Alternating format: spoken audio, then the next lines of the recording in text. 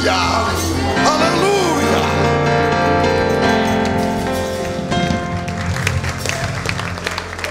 Glórias sejam dadas ao nome santo do Senhor Jesus. Meus irmãos, vos cumprimento com a paz do Senhor. Amém?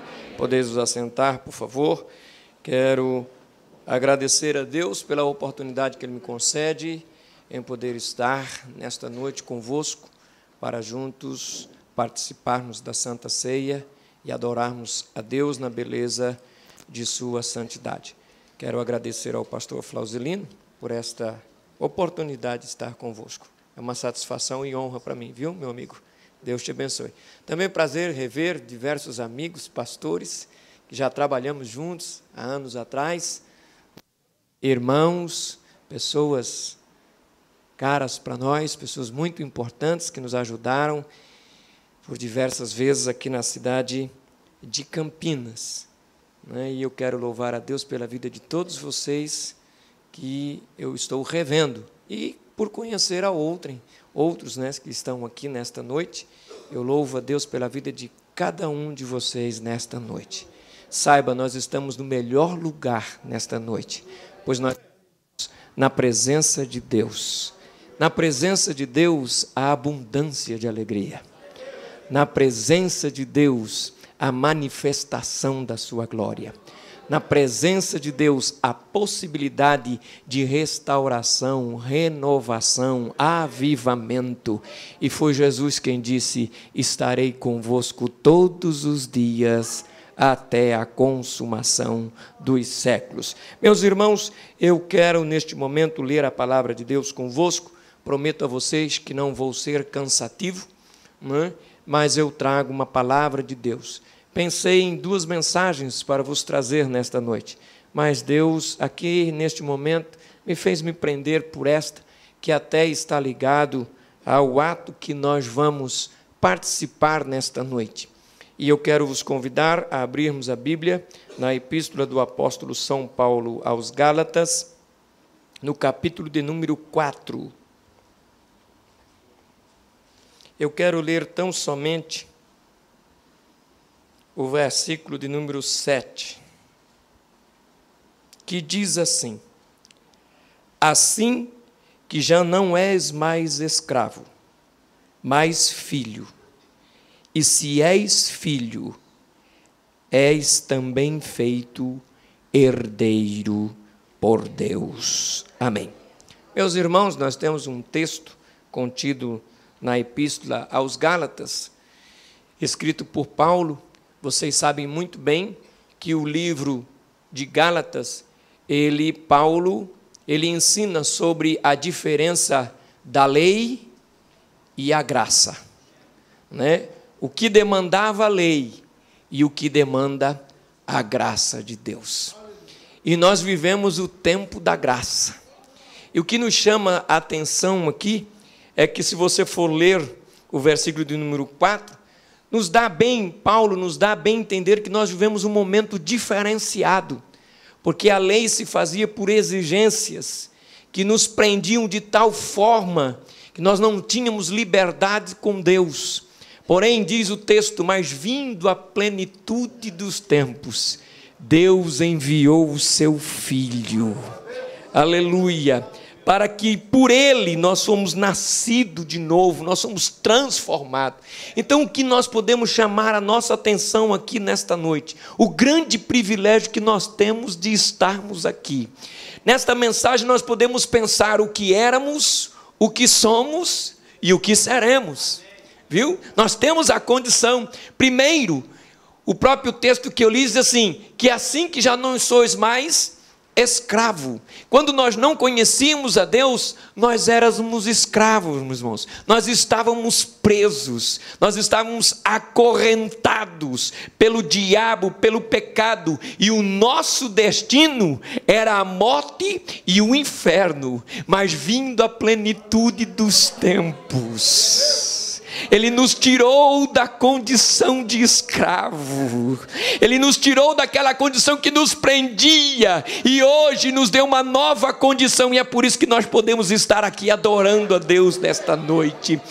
A Bíblia me apresenta um texto, uma passagem na Velha Aliança da mudança, para que nós possamos entender a mudança que Deus fez em nossa vida, não é? Vocês se lembram quando Israel estavam cativos no reino da Pérsia, e quando estavam ali cativos sofrendo, diz a Bíblia que um certo dia uns homens se levantaram uma conspiração contra o rei, e eles queriam matar o rei, mas lá naquele reinado existia um escravo que vivia pela porta de fora, que vivia sofrendo, não tinha direito nenhum, não tinha garantia nenhuma, ele era escravo, e o nome dele era Mardoqueu, ou Mardocai, algumas traduções dizem, mas ele vivia pelo lado de fora, ele não participava nada do palácio, ele nem conhecia por dentro do palácio, porque ele era um escravo, ele ficava do lado de fora.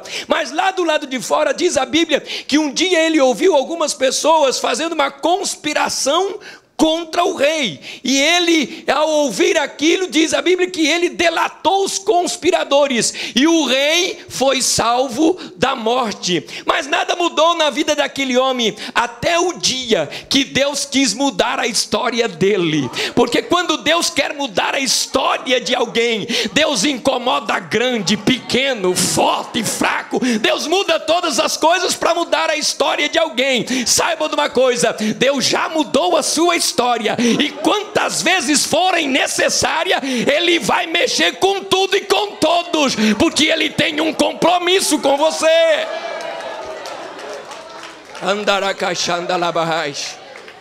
Está lá fora o escravo Mardoqueu, mas chegou o dia que Deus disse: vou mudar a história do escravo. O que é que Deus fez? Primeira coisa que Deus fez, Deus tirou o sono do rei. Um dia lá está o rei, ele não consegue dormir, vai para lá, vem para cá, vai para lá, vem para cá, e ali estavam os músicos. Não quero música, eu quero alguma coisa, eu quero ler. De madrugada eu quero ler, mas não tem nada, que não me dá aí o que tem para ler. Deram para ele o livro das crônicas, era onde se relatavam os fatos acontecidos. Você já pensou, irmão, de madrugada você lendo o livro das crônicas? Você já fez isso? Faça um dia. Você começa lendo e está assim, e fulano gerou ciclano, que gerou beltrano, quer dizer, e esta é a geração. Depois vem de novo, e fulano gerou. Só que num determinado momento o rei diz assim: no ano tal, no dia tal, houve uma conspiração contra o rei. Algumas pessoas se levantaram contra o rei, mas um escravo ficou sabendo da conspiração e delatou os conspiradores, e o rei foi salvo da morte.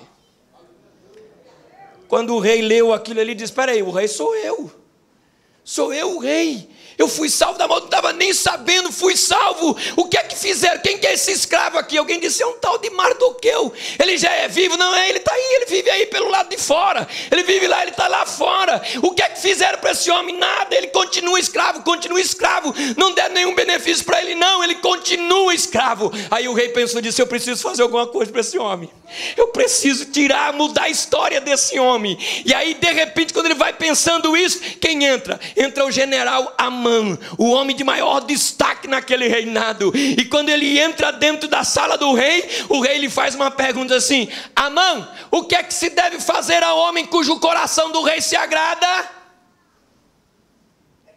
Ele olhou de um lado, ele olhou do outro. Sou general. Aí eu vou escolher um negócio bem bom para mim, quer ver? Sabe, ó rei, o que o senhor deve fazer ao homem cujo coração do rei se agrada?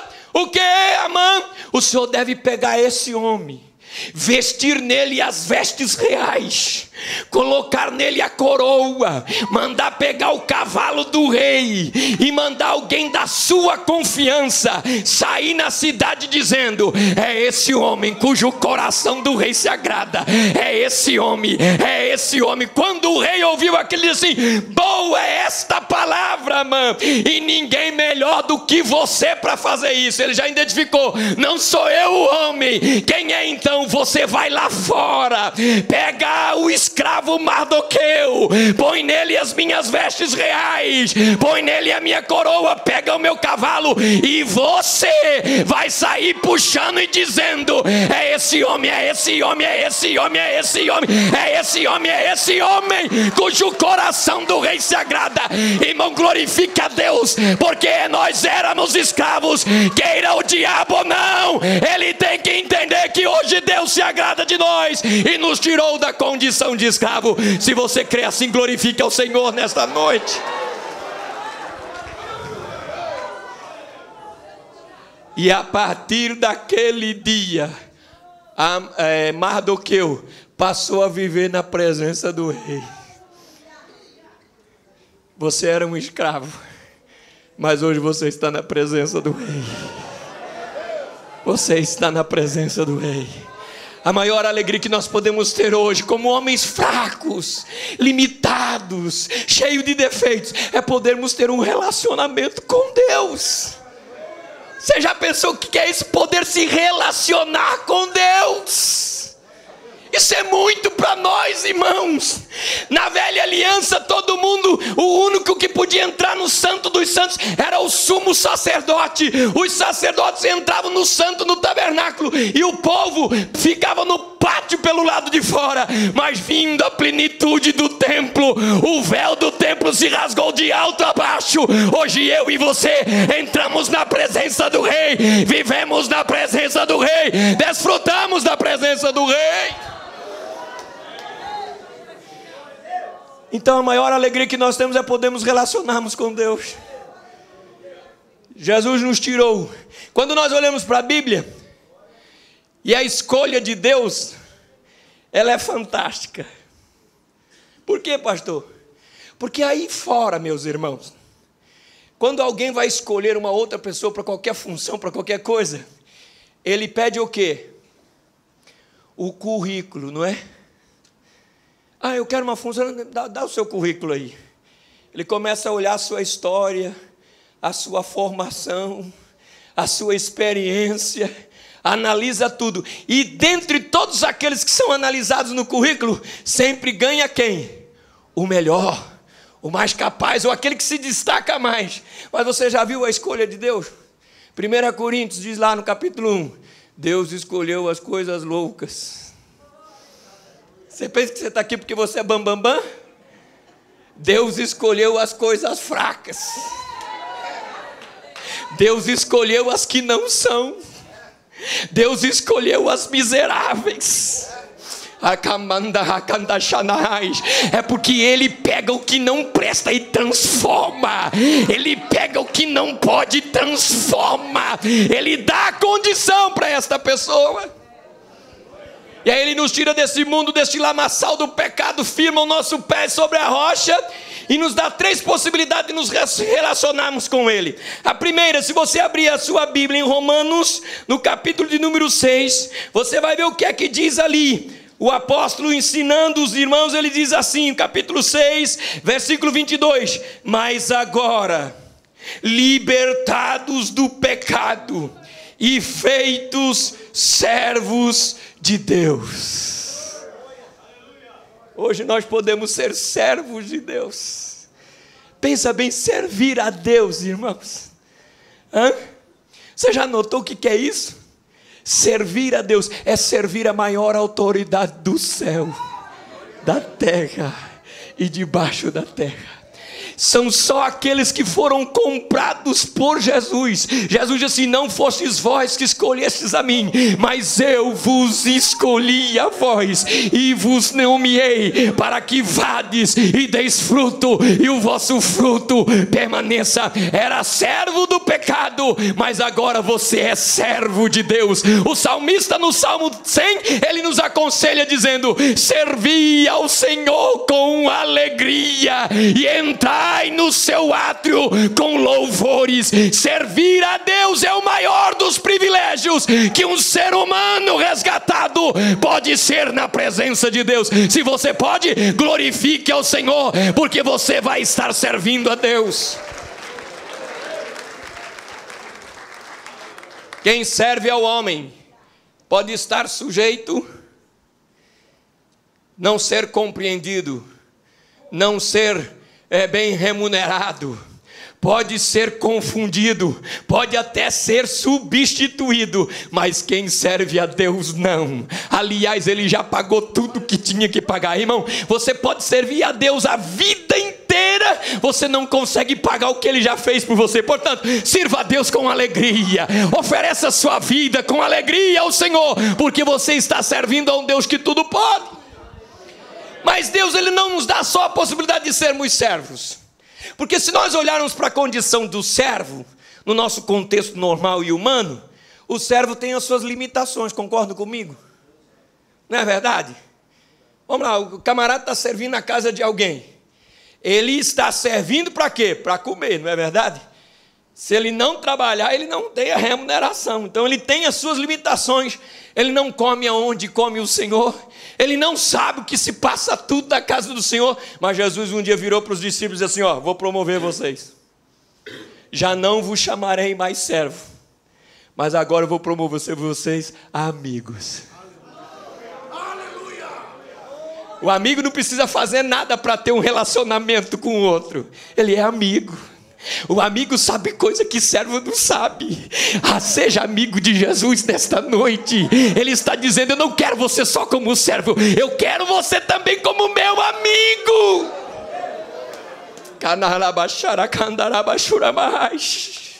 Aleluia. É como amigo que Ele nos revela os seus mistérios. É como amigo que Ele nos faz sentir mais próximo ainda. Seja amigo de Jesus, seja amigo de Jesus. Certa feita eu fui indagado por alguém, diz assim, porque há momentos que a gente tem condição de orar, Senhor, eu não sou digno, tem misericórdia de mim, eu sou seu servo.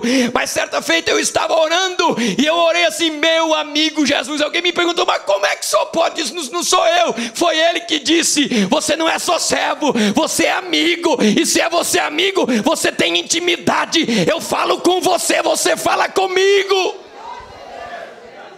O nosso tempo é pequeno, mas pense bem, o servo não come na mesa do Senhor, mas o amigo come.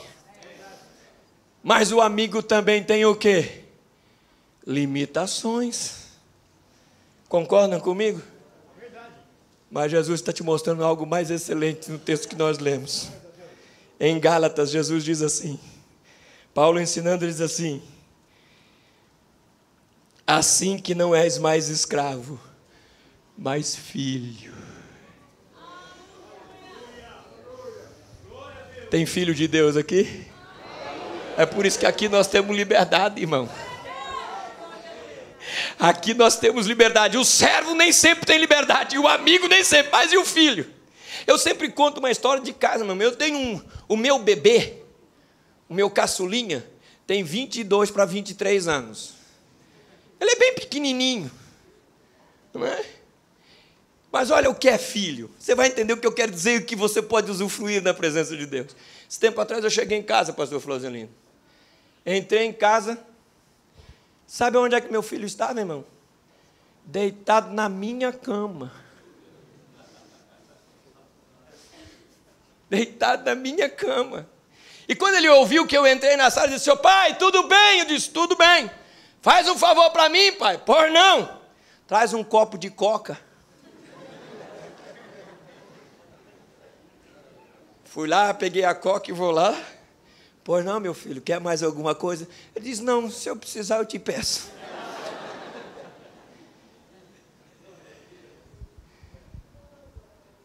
Você é filho. Você tem direitos que você não sabe. Que muitas vezes nós não sabemos usufruir, porque nós não sabemos que nós somos filhos. Mas nesta noite você tem que sair com a cabeça de pé. Eu sou filho de Deus, eu vou. Pastor, como é que o senhor garante que eu posso ter a garantia que sou filho? Paulo disse, mas não foi só Paulo. O próprio Jesus disse assim, quando vocês forem orar, vocês vão orar assim, Pai Nosso. Só pode chamar de pai quem é? Filho. Veio para o que eram os seus não o receberam, mas a tantos quantos o receberam, deu-lhes o poder de serem feitos filhos de Deus, ao que creem no seu nome. Quando nós nos colocamos, Ele nos dá a condição de filho. A primeira coisa que nós herdamos é o sobrenome dEle. E é por isso que hoje você é chamado filho de Deus. Quem que é você? Ah, eu sou filho de Deus. Você já pensou o que é ser filho de Deus, irmão? Entra no palácio a hora que quer. Entra lá no trono. Pai, eu vim falar com o Senhor, Pai. Eu vim falar com o Senhor. Chegai-vos a Deus e Ele se chegará a vós. Entre no trono da graça nesta noite. Você é filho de Deus. Levante a sua cabeça. Não é só filho de Manuel e Maria, não. Você é filho de Deus, da maior autoridade no céu, da terra e debaixo da terra. Todos têm que conhecer que você é filho de Deus.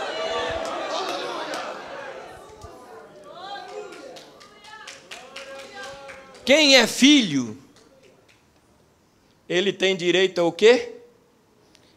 Herança, e é isso que diz o texto. Se és filho, és também herdeiro de Deus. Eu tenho que terminar. Mas pensa bem nas heranças que Deus já tem te dado aqui na terra, que você não tinha direito. Primeiro, você não tinha direito do nome, agora você já tem um nome. E vos nomeei, ou seja, eu dei um nome para vocês, uma autoridade a vocês. Com esse nome de filho de Deus, vocês entram onde que quer, fazem o que quer, porque é o nome que tem autoridade. Segunda coisa, Jesus ensinando assim, olha, sendo vocês homens maus, sabeis dar boas dádivas aos vossos filhos, quanto mais o vosso Pai Celestial dará o Espírito Santo aos que lhe pedirem. Irmão, além de ser filho, nós temos que, quem tem mais? Temos ainda a presença do Espírito Santo na nossa vida, fazendo o quê?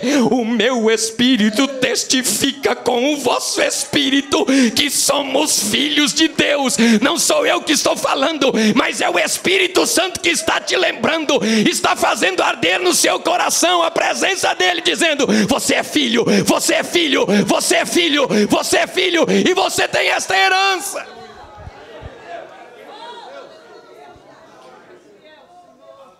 Mas para o filho que tem herança, aqui na terra, irmão, herança é um problema, né, irmão?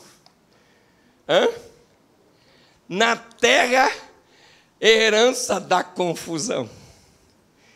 Por quê? Porque é pouco. E todo mundo quer muito. Agora, quem é filho de Deus, tem uma promessa dele que diz assim, olha, vai chegar o dia que vocês vão ouvir de mim a seguinte expressão, vinde benditos de meu Pai,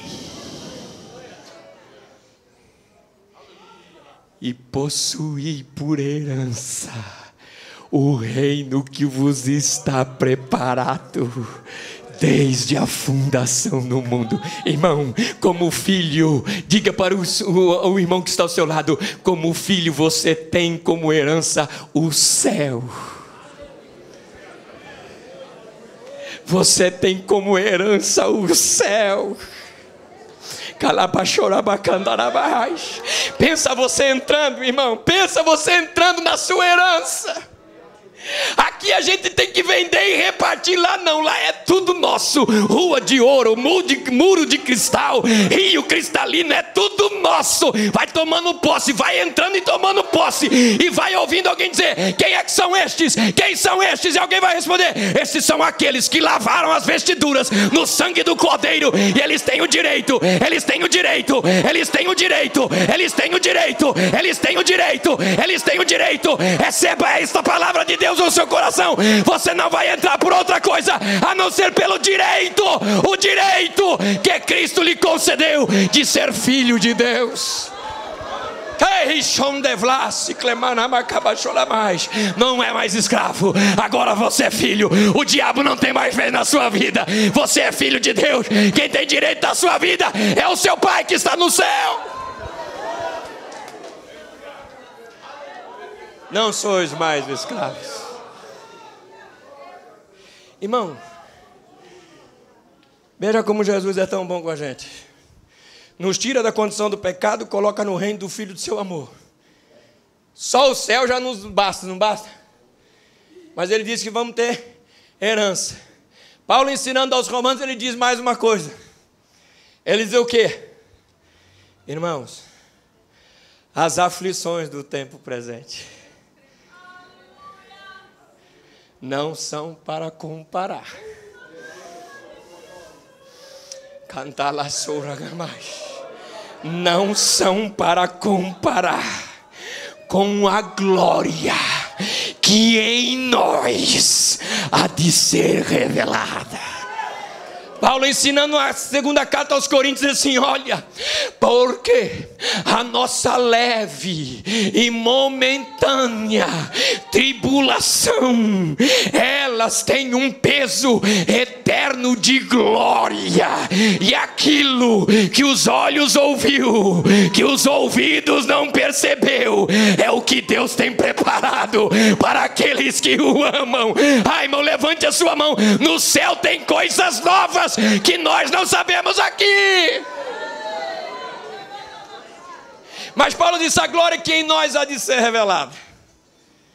Ai, irmão, eu não vejo a hora. Você não vê? Hã?